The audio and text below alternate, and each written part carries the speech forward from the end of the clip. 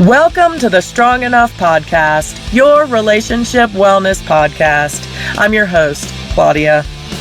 Today's guest is going to share with us how he went from facing prison at the age of 17 to joining the Army and to becoming a coach to help other people live a life they don't need a vacation from.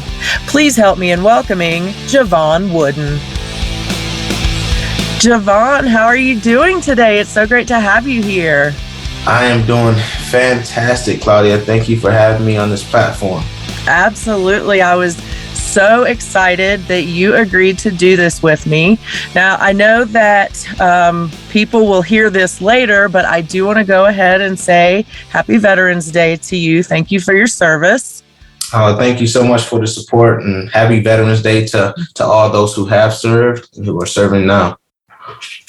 Absolutely. So, Javon, why don't we start? I know a little bit about you, but for the people who don't, tell us a little bit about yourself. So, I am Jevon Wooden. I'm a mindset and perception coach, founder of a company called Live Not Loathe, where we focus on helping people design the life they don't need a vacation from. I'm also an author. I have a new book out titled Own Your Kingdom, and I'm a speaker as well. You got some big stuff going on that we need to talk about for sure, because I did not know about the book. So I'm excited about that. Before we get to the book, though, tell me a little bit about what brought you to wanting to be a coach and help other people. And I love how you put that, to live a life that they don't need a vacation from. Yeah, for sure. So there's a few things that brought me to becoming a coach. One of the most recent ones was this day, right? Veterans Day of 2016. So I was serving in Afghanistan at Bagram Airfield, and there was a suicide bomber there who detonated during the Veterans Day run. By the grace of God, there were some brave men and women who sacrificed their lives in order to save the greater population, right? So with that, there was many challenges. I was about 150 feet away or so from the detonation. I was having other challenges, right? I was fine for a while. And then like in 2017, when I returned home, I really was struggling, right? I really was going through a deep depression, I just knew something wasn't right, right?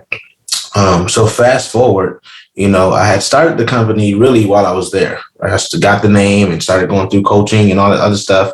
I was excited, I was hyped, but I had to take a step back because my mind and my perception was not right. So I went through therapy. Got my own coach and did all those other things. And it just reaffirmed how powerful this stuff is, right? A lot of people say, man, mindset, that goes into everything, right? I'm like, yes, but mindset encompasses so much, right? It's not just like you wake up and you think, oh, I'm going to do this today. It doesn't work like that, because you actually have to truly believe that you can, that it's meant for you, right? And I didn't believe that for a long time in my life, right? Going all the way back to my childhood. I just didn't believe it. So that really made me want to become a mindset and perception coach and help other people, get that self-doubt off of them, increase their self-esteem, really be confident in the fact that they are meant to live a life of abundance. Talk to me a little bit about therapy, in that, as a man, sometimes it's very difficult to say, I need therapy, and then to actually go and get therapy. So did you have any of those feelings at all that, oh gosh, I can't ask for help? Oh, for sure. I mean, talk about going through the majority of life with trauma and having things and not knowing why you react to certain things or things trigger you, right? For the majority until 2017. 2017 was when I went to therapy, right? Because all that time before, I'm like, man, I'm good. I can get through this. Because as a man, most of us, we're told to like suck it up. Ain't nothing wrong with you, right? Push through, putting in the military, they say drive on, right? Drive on. If you're hurt, you're still here, right? Drive on. Like push through it, take your ibuprofen and drink your water, right? Whatever the case may be. So, it got to a point where I was like, having suicidal ideations and everything. So I was like, hey, I have to do something. right? So that was my reason for going to therapy. I had called my sister one day, and I was laying on the couch just bawling. I couldn't even get words out. I'm just talking to her, telling her how I'm sorry I couldn't do this and that, and how I wasn't there for my nephew, all types of stuff.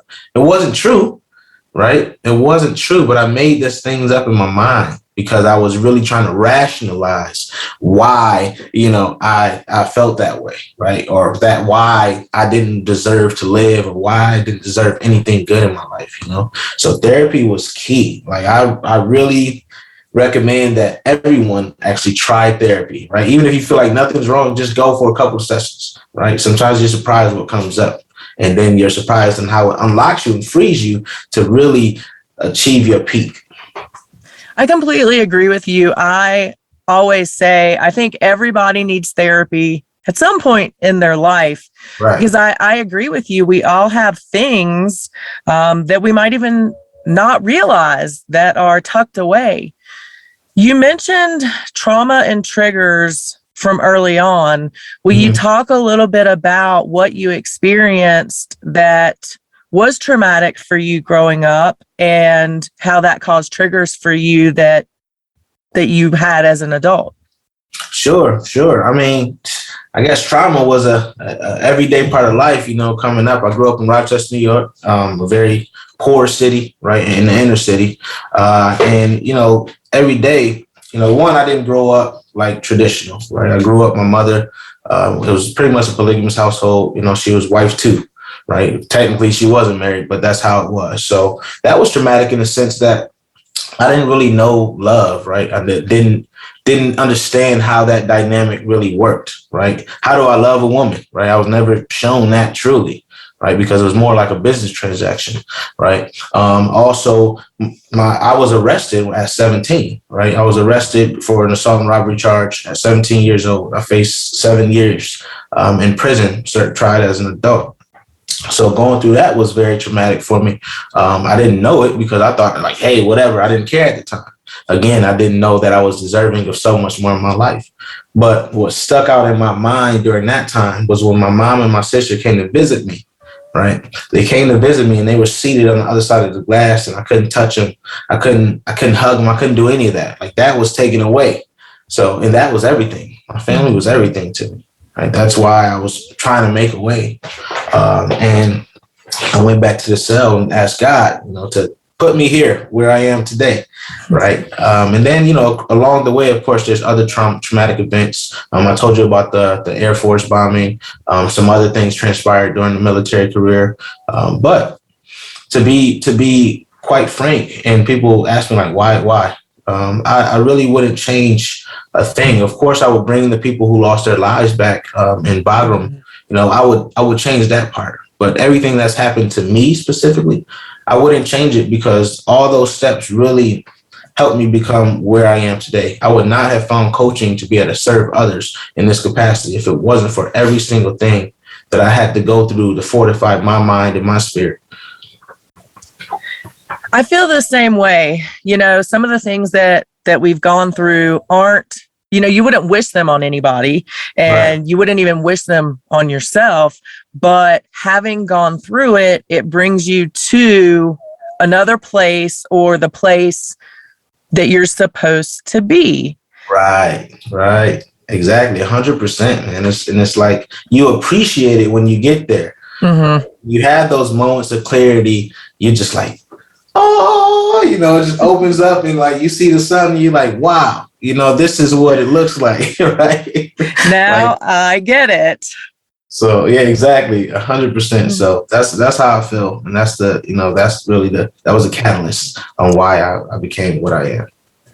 So you talked about religion, and you talked about, going back to the cell and asking God for something different, or where you are now, essentially.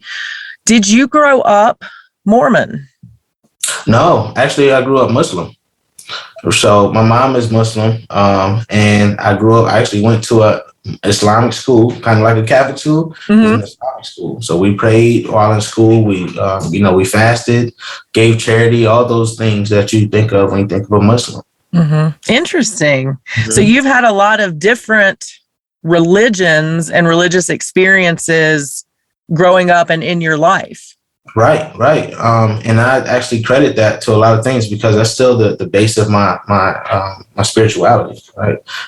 Just believing that way because Islam's, it gets a bad rap because of the radicalism, right? The radical side that we see, but that's not Islam, right? Islam is really a peaceful religion, and it's a one about understanding, and it's one about care and compassion, and that really serves me to this day. I don't practice, but that is a lot of who I am. That is so interesting that you kind of your mom was in a polygamous relationship. You grew up Muslim, so you're not practicing now, but you're still very spiritual.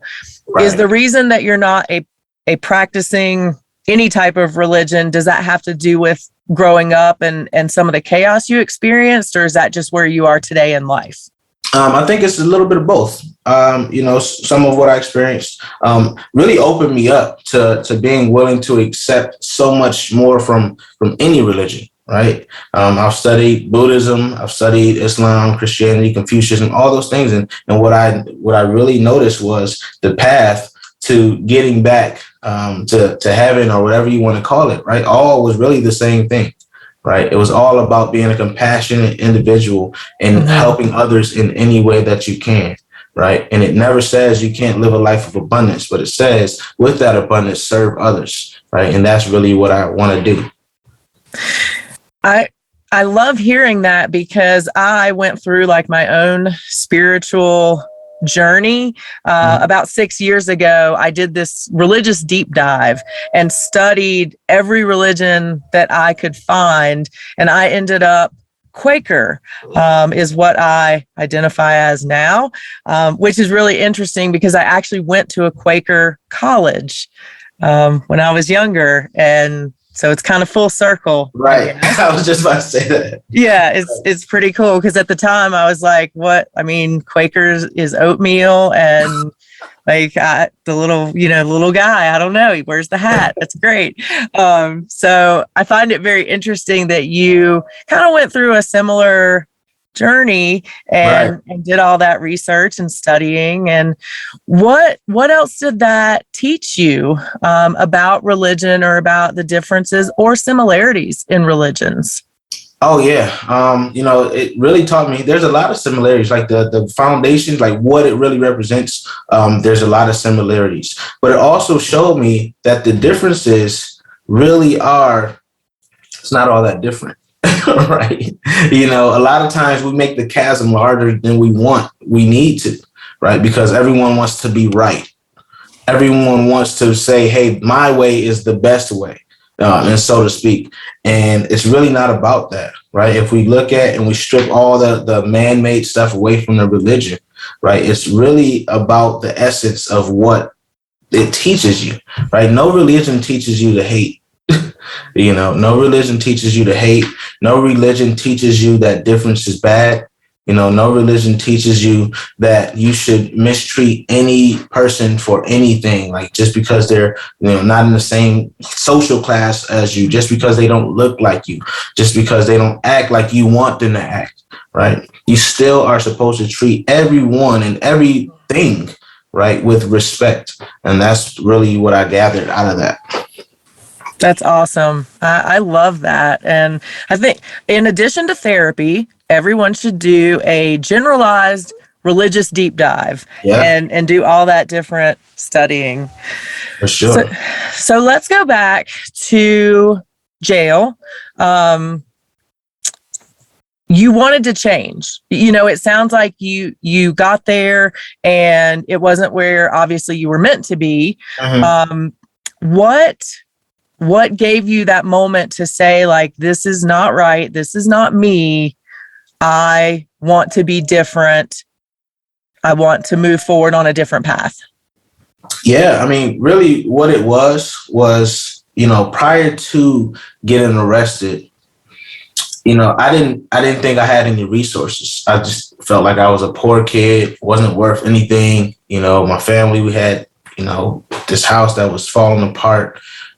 We would lights would go out for no reason. We're using like kerosene lamps to heat ourselves, like back in the day, bundling up in covers, whatever the case may be. And I'm like, this cannot be life, right? This cannot be life.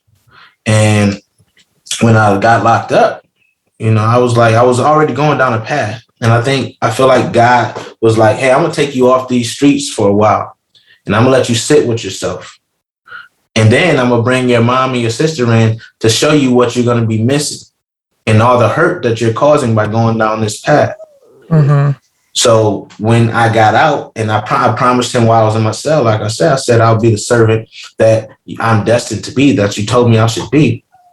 But I need help. I don't have any resources. And he told me I have all the resources I need, right? But it's up to me to find out what those are. So when I got out, fast forward, tried college, couldn't afford it. So I had to drop out and come back home, so on and so forth. So I went to the military at 22. And going to like basic and the AIT was just where you learn your job for the Army. I met so many people from so many different walks of life. When you're in your environment, you don't know the other world. Mm-hmm. You don't even recognize that another world exists. You may read about it. You may hear about it, whatever. But if you never stepped outside your neighborhoods or your city, you really don't understand what that means. Right. So I went and I met all these different people, Alabama, Guam, Fiji, everywhere. They were from everywhere. And I was like, what? What? There's people here like this is crazy. This is foreign to me. So it really opened my eyes. So when I got back, I'm like, you know what? I'm traveling. I'm going to travel. I'm going to move from Rochester, New York. Right. I'm going to get out of this environment because it's really bringing me down and holding me back. And I saved my money from basic and AIT, and it really moved me forward, right? It moved me forward, and it wasn't the money that showed me what my research was.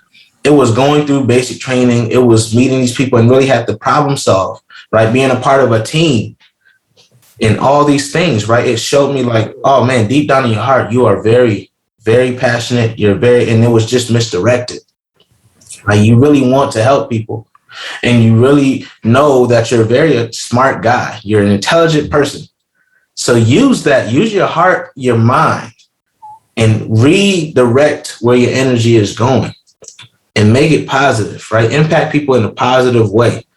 Like you told God you was going to be a servant, and here you go. You have it. It's not about the money, right? Money is a vehicle to do what you're supposed to be doing. Mm-hmm. And that's now how I look at it. What do you think in you made the difference? Because a lot of people at 17, when they are going down the wrong road, it's easier just to continue down that road, even though they know it's the wrong road. Yeah, and it's like, but this is just easier. This, I'm a poor kid. I don't have resources. I'm just going to live out this path. So what in Javon said, no, I'm not going to stay down this road. I'm going to find what's better and serve others. Right. Because I realized I had value. Right. So many people, when they go down this path, like no matter what, you get, something happens to you in the street, you get locked up for a little bit, whatever it is, you still don't realize that you have value. Now you think you're even worth less. Right. You're like, oh, now I got a record. Now what I'm going to do? They won't accept a felon. And it's hard to get a job, right? And if I get a job, by the time the taxes are taken out, I'm making way less than I would make in these streets, right? So it's a lot of things that go through your mind, but you have to really decide, like, what struggle do I want? And that's what I really had to think about. Like, what struggle do I want? Do I want the struggle where, I may not make it to 25 because I'm locked up or dead? Right? Or do I want the struggle where I have a chance every day to, like, all I need is one. All I need is one shot. And I had to realize that I didn't need to wait for opportunities to be given to me. Right? I had to find out and create my own. And it was going to be hard, right? It's going to be hard when you're coming from that mindset, because you only know scarcity. You only know lack, right? But you have to see that there's another side of that. You have to see that there's a side where if you continue to grind and you continue to hustle, and then you find out what really is your purpose. Like that thing is powerful, right? And so many people just never go on that journey because, again, they don't know that there's something else. They don't know it's more for them out there. Right. And there's a ton of examples of people who found that. Right. And I always tell people, like, when I speak to kids who's struggling, I'm like, just look at some of the people you think about. Right. Some of the people you idolize, probably like the Jay-Z's, you know, the people you see on TV who made it from wherever they were. And then now you see them in front of they're making millions and they're living a life. Right. Serving in their own way. So that's a constant reminder. And you just sometimes for these kids, you just have to find something that they can relate to get them to change and get that light bulb turned on. Why do you think it's easier for people to maintain that victim mentality almost and say, you know, this is just what it is and I can't do any better? Do you think it is that place of feeling like they don't have value? Yeah, it's just, I mean, it's sometimes it's all you know. Right. That feeling of lack and that feeling of pain and that feeling of like, man, I'm just oppressed and nothing's going to change. Right. It's tiring. Right. Sometimes you're just so tired. You don't feel like you have the strength to try anything different. You're like, I've been struggling my whole life. When did things ease up? Right. Well, change is difficult. Right. And I always tell people, like, change is going to happen whether you want it to or not. So which change do you want? Do you want to change for the better? Or while while you thinking you're staying the same, you're really changing for worse. So which one do you want? So that opens a lot of people's eyes because they realize, like, man, I'm sitting here, I'm wasting time. I'm wasting days. I'm out on the corner, out in the Ave, doing these things. And I always tell them, like, think about how much money you make doing this versus the risk versus the reward, right? Because a lot of times you don't think about the risk. You only think about the reward.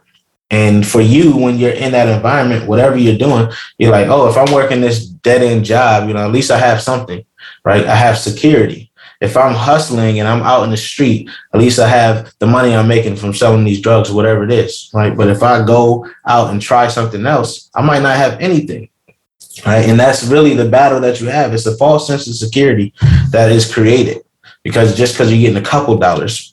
Right. So I'll tell them, like, you can do these things, you can decide, whether or not you want to scrounge up and scrap for the risk that you're taking now, or you can decide whether you're going to scrounge up, scratch and fight and claw your way up to a life where you don't have to do those things anymore, and that's the difference. That's the divide. It's just hard to think about sometimes. It's a hard concept.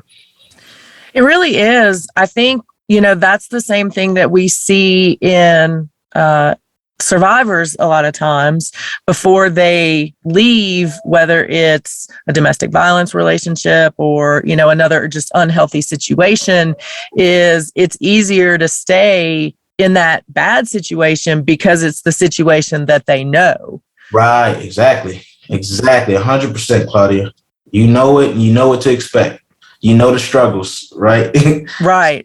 But you really don't know it, right? That's the thing, because if it was that bad, right, where they hit you or whatever, in this case of domestic violence survivors, right? Who's to say it won't get so bad where they end up killing you, right? And it's the same thing for people who are going through the struggle of living those impoverished lives, right? It's like, who's to say that won't end up killing you, right?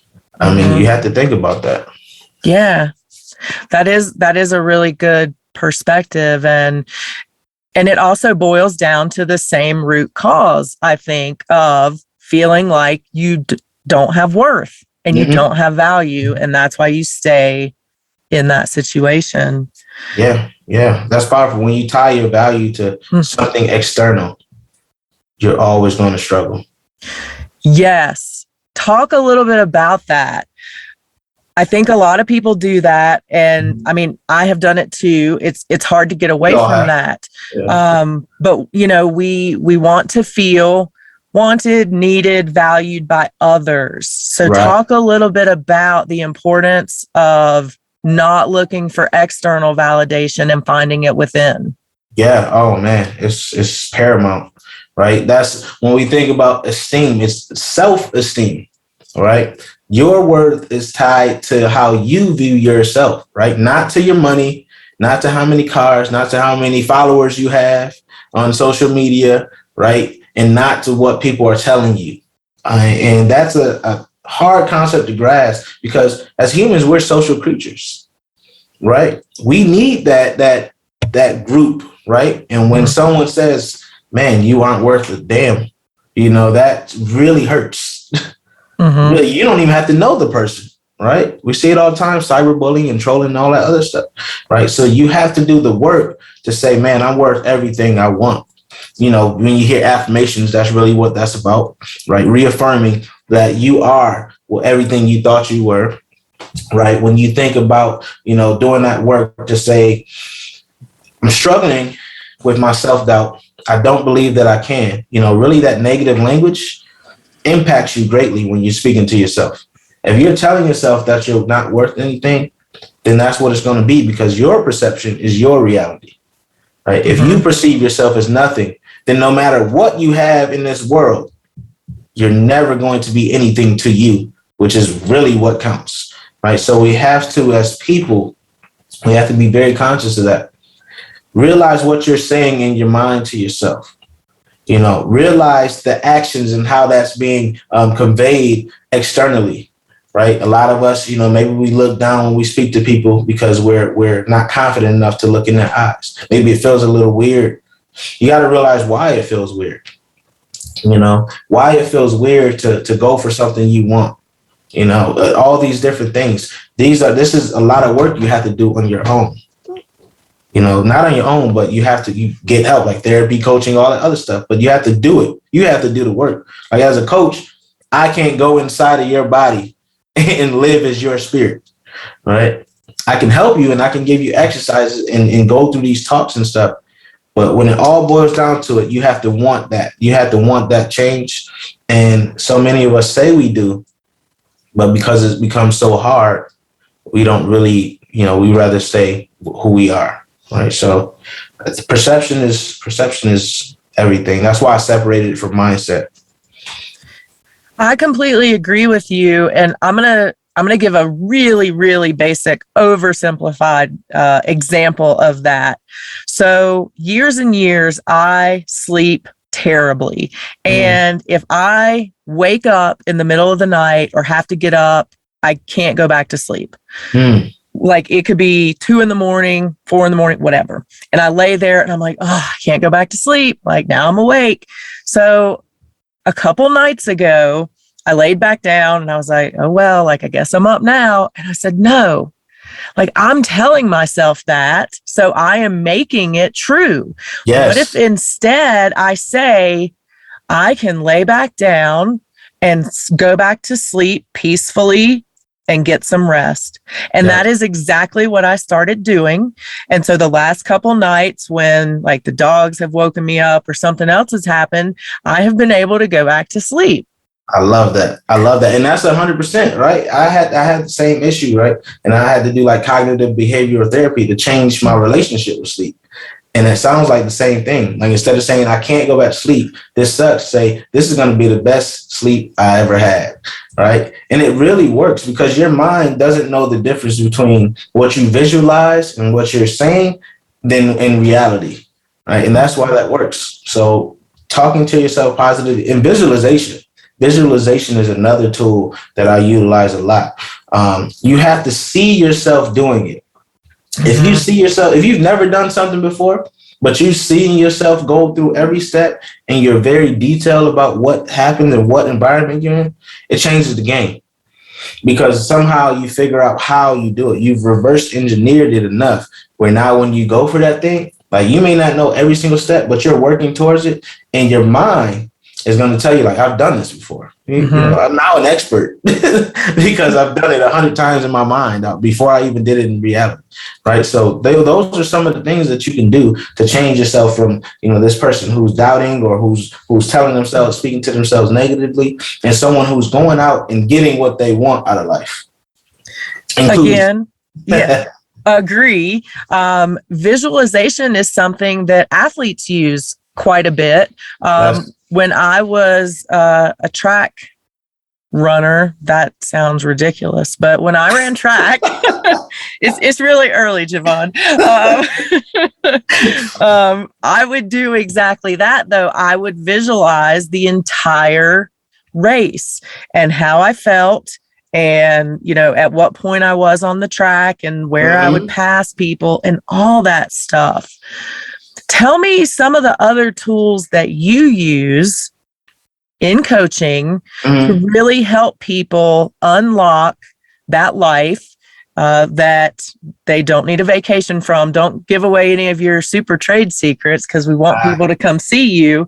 But what are some of the things that you do? Well, one, I don't really worry about giving away my secrets because the implementation is where I excel, right? But I really, so one of the things I tell people to do is to plan, right? Get you a daily planner, whatever it is, right? I have, I made a planner specifically for the people I coach, right, or work with. It's called the Own Your Kingdom Daily Planner, right? And in that, right, there you have like self-care, you have a block for self-care, and it's not a task list, right? It's a goal. You set like 3 goals.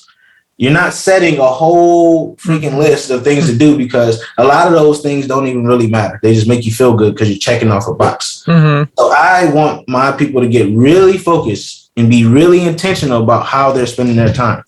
A lot of us say we are busy, but we are not purposeful, right? We are waking up and something else is dictating our day, right? But instead of doing that, plan out the things that should be non-negotiable in your day, including self-care.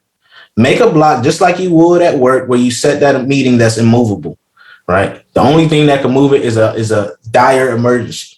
So plan your day on your calendar. Actually use a calendar, right? You can use whatever calendar on your phone or one on your desk, wherever it is. Write it down exactly what time and try to make it the same day, right? If it's self-care, try to make it the same day where you use that time for yourself, you journal, whatever the case may be.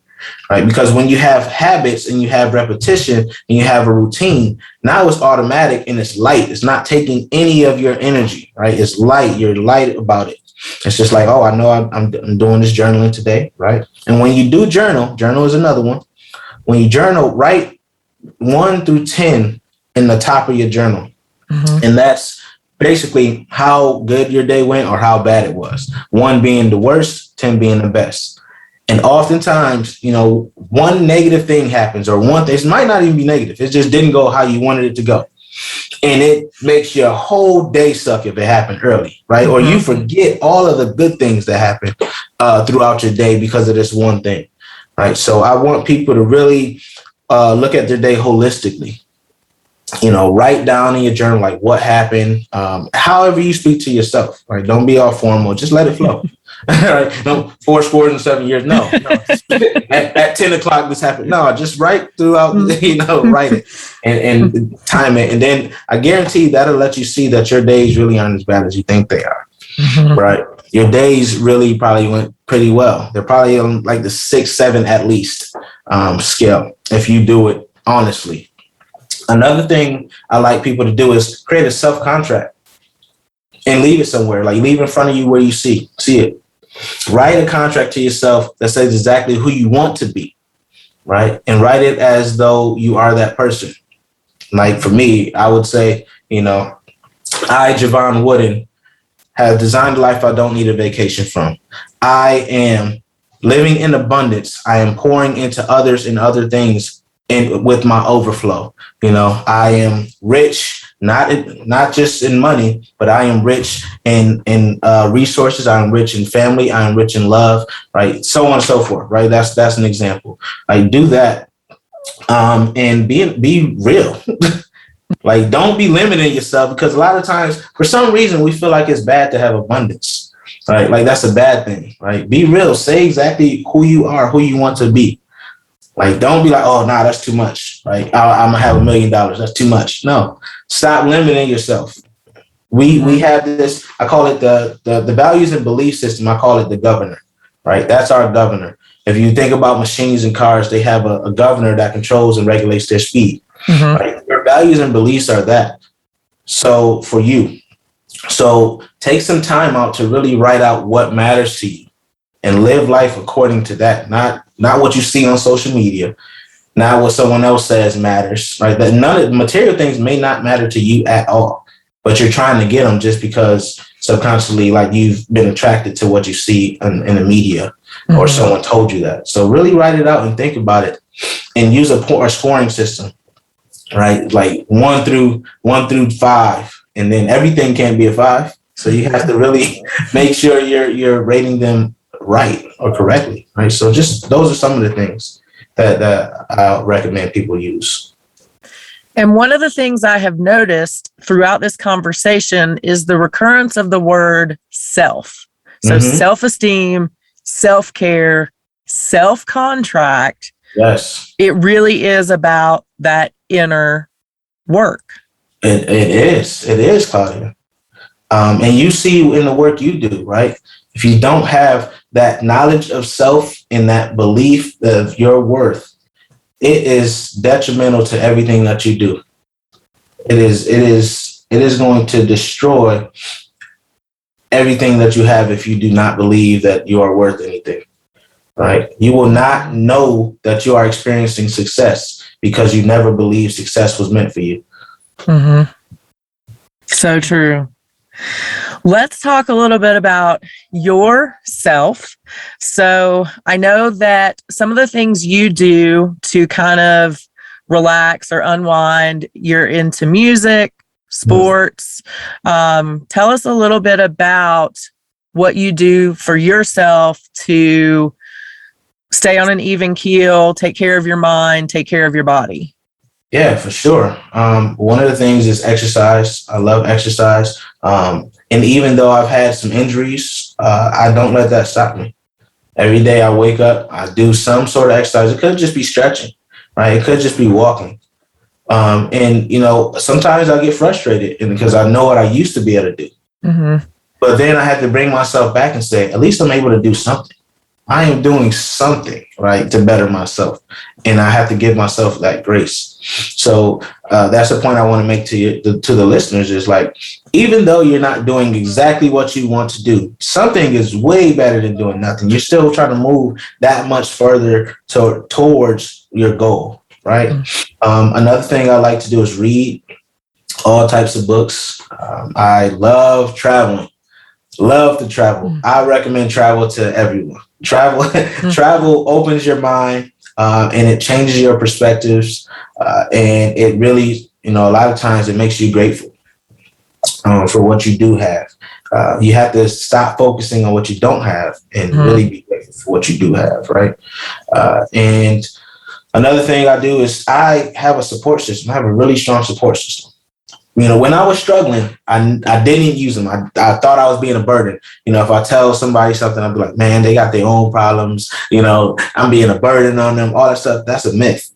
That's not true. Right. So if I don't feel 100%, I tell someone, right? It could be my sisters. It could be my lady. It could be anybody, right? I'm going to tell them that I'm just not 100% or that I need help with something.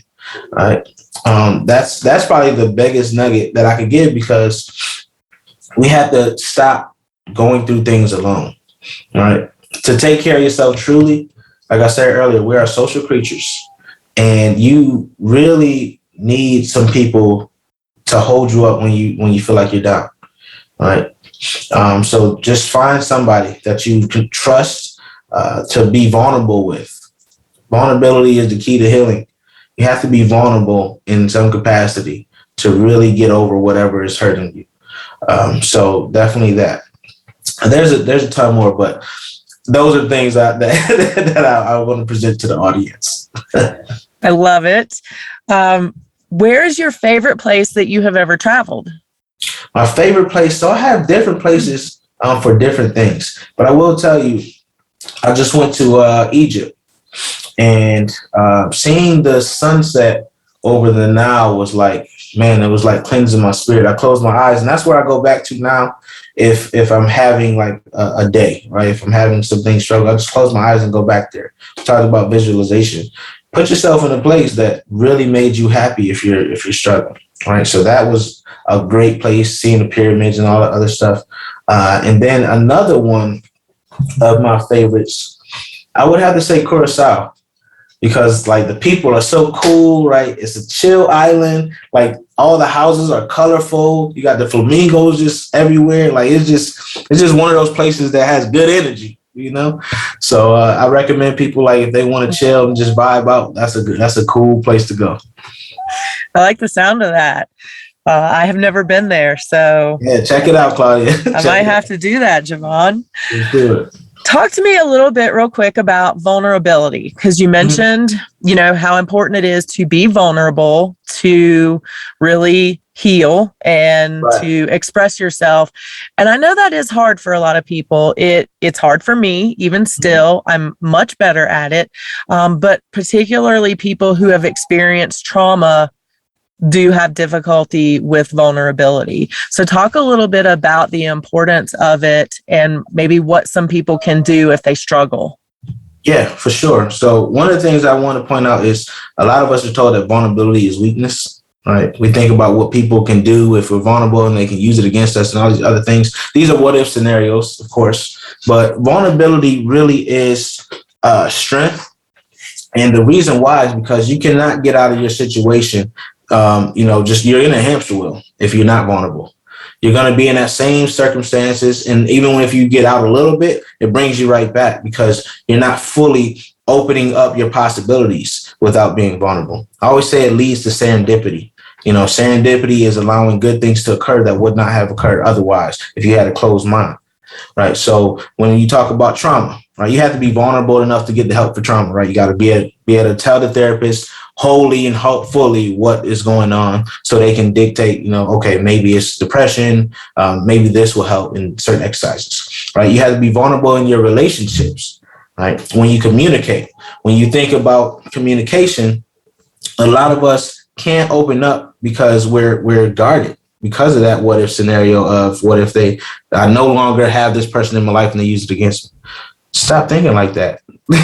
Why are you thinking about the negatives of the what ifs of this relationship ending right now? Right. So we have to, and you can start small. You don't have to just tell someone your whole life story about what's impacting you right away. You can start small by vulnerability could be as simple as, calling that recruiter that you've been wanting a job for. Right. Vulnerability could be as simple as asking someone for directions. Right. It could be anything. Like vulnerability allows you to do those things. It allows you to recreate the curiosity that we had as kids. It allows you to tread a path that you may not have otherwise. Sit at the table with some people you may not have known if you didn't, right? So on and so forth. It's just really a way to create experiences, right? And open yourself up to opportunities that wouldn't have been there if you maintain that closed off feeling. So I would recommend you take it slow. Right. Identify just one person you want to start being vulnerable with. Right. For me, it was my sister. Right. Mm-hmm. My sisters.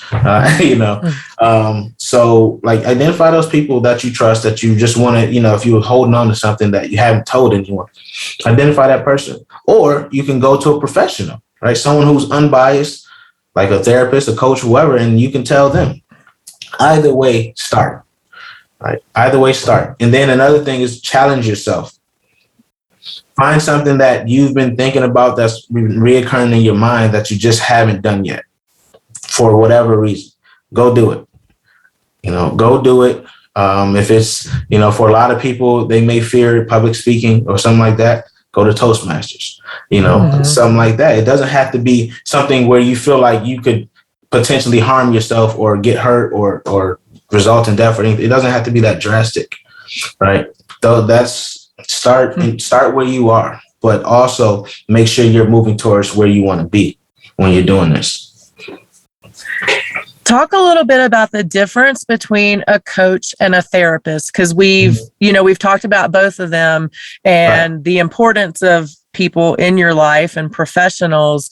So when are people ready for a coach versus a therapist? Sure. So a therapist really focuses on past stuff and licensing and all that stuff. But outside of that, like they focus on the past stuff typically, and getting you from there to a place where you can perform at your highest levels, right? Maybe they're focusing on some traumas you've had, or maybe they're looking at what blocks you have and why you have those blocks, right? Which usually focuses on that past. A coach, on the other hand, at least this coach, because sad to say, like there's a lot of coaches just popping up, who probably shouldn't be popping up, right? Coaching is not a regulated field, right? Whereas therapy is. But a coach in the overall perspective is focused on where you are now to where you're trying to get, right? And that's really the biggest difference. It's like we don't really look at the past. Unless it comes into play, unless you absolutely have to do that, right? And we're not going to diagnose you with any mental illnesses. We're not going to give you prescriptions for anything. We're not going to try to help you overcome, that trauma like that, right? We'll redirect you back to that therapist, right? But we will say, okay, here's what your limiting beliefs are. Here's what really are your hangups, and here's your action plan to get you to where you're trying to go, right? And that's what the difference is. Love it. Give me your best piece of wellness advice for the general masses. The best piece of wellness advice for general masses, I would say it goes back to what we were talking about earlier, right? Really speak to yourself in a positive way to show yourself that you are capable and it is possible, and that you deserve whatever, abundant thing comes to your mind. Talk to me about relationships. What is your biggest piece of relationship advice that you would throw out there? Yeah, be you. Be authentic. That's the biggest thing, right? Don't worry about that representative you want to put out there. Be you. And that's an easy piece of advice to take, right? Yeah. Oh, no, because a lot of people struggle with that, right? A lot of people struggle with that. Again, they're not confident in who they truly are, right? So they put out this representative of someone that they want it to be, or they want this person to perceive them as. Nah, just be you. You'd be surprised that, what opens up and what transpires when you just be yourself, It makes things a lot easier. It does. I mean, honestly. Yeah, it does. Because I'll forget, man. I'll forget. Like, if I'm not me, I'll forget what I said. I'll forget all that stuff. So I have to be me, regardless. So it works. It works. So anyone who has felt like they've been struggling with that, like being who they are, try it out. Try it out and see what happens, and let Claudia know. Put it in the comments on the podcast. We want to know. Yes, we want to hear about it. Javon, we have talked about some really amazing stuff, I gotta say. We're gonna roll into something a little bit lighter. We talked about it earlier, and it's getting chilly here. It's starting to snow, so I have on long sleeves today. But I love tattoos. The audience knows I love tattoos. I have a bunch of tattoos. I'm planning like my next 2 or 3. Oh, wow. Yeah, I mean, there's always another one. There's always another one, Javon. Yeah. So talk to me about your favorite tattoo that you have. So I only have one now. And that's your favorite. That is my favorite. That's my one guy. And I got it when I actually, after basic training, when I went to my AIT, or my training I was telling you about earlier. I got it then in Augusta, Georgia. And it's a lion, like portrait style, with some tribal around it, right, on my left shoulder. And I got it because that's how I was feeling, right? I told you the military opened my eyes to things. So I was feeling like a lion. I still do. So it's like portrait style because I wanted it to look like it was at me, like I was looking in the mirror, right? So that's why I got that one. And I want to get more. I want to get like a whole sleeve of like different animals and stuff like that, and wrap around on my back, because each animal to me represents something different. So nice. That's the story right there. My granddad was a Blackfeet Indian, and in that tribe, in that world, like each animal represents something different. My favorite is a wolf, right? Because I just think they're so majestic. So that one's going to be like on my bicep or something where you can see. Okay. Right. So that's my story with tattoos. I like it. And I like that there's tattoos to come, because a lot of people that I talk with on here, they tell me all about their tattoos, and then they're like, oh, but yeah, like I'd rather do this, or I gotta do this. And I'm like, oh, can't we get more tattoos? So tattoos are a great way to express yourself, man. It's great. Like, that's, for me, that's exactly what it is. Like everything that I have kind of tells a little piece of my story. So that's kind of how I look at it as well. Talk a little bit about your book. Okay. Well, wait. I want to know about the next 2 tattoos you have. Okay. I mean, if you must. So one of them is going to be right here. So I have a anya mask here on my arm. Are you familiar with those? Oh, tell me about this. So a anya mask is an ancient Japanese theater mask. So it is the masks that they wore, hundreds of years ago when they would do theater. And it also is supposed to ward off evil spirits. So it is a protector mask. I also like it because, a lot of times people that go through trauma feel like a lot of their life they are wearing a mask. They're being somebody else. They're pretending to be happy, whatever it is. So now I don't have to wear my mask. My mask is here now, and now it's warding off those evil spirits. So I'm going to continue a little bit, and here I'm going to get, it's got some amaryllis flowers. I'm going to continue those down and maybe do some geometrics on there. I'm very last minute sometimes on the bigger pieces, where like the day before I'll be like, that is what I want. And then I'll email the artist and he probably rolls his eyes and is like, wow, thanks for changing it up 5 minutes ahead of time. The other one is going to be a tiny one. So I'm going to visit a friend of mine in Nashville, and we have traveled a lot together. Speaking of travel, so we're going to get a little tattoo. And I think what it's going to be is a little palm tree, because a lot of the places we traveled were like Charleston and Miami. So, beachy type places. And we had this incident once with peanut butter pretzels where we may or may not have spilled them onto a parking lot, but they were so delicious that we may or may not have eaten some. We tried to avoid the ones directly touching the asphalt, mostly. They were so good, Javon. That's hilarious. They were so good. And we were at a hotel parking lot. So I'm sure there were people looking out like, what are these two? They probably was like, they got the munchies. They have to have the munchies. Right. So that's going to be a part of it. And then I'm realizing now a lot of our experiences also revolved around food, because one Valentine's Day we were together, and her boyfriend at the time sent these amazing white chocolate covered Oreos with like little sayings on them, like candy hearts. They were so good, and I would love to find them again, but we don't want to reach out to him because he's long gone.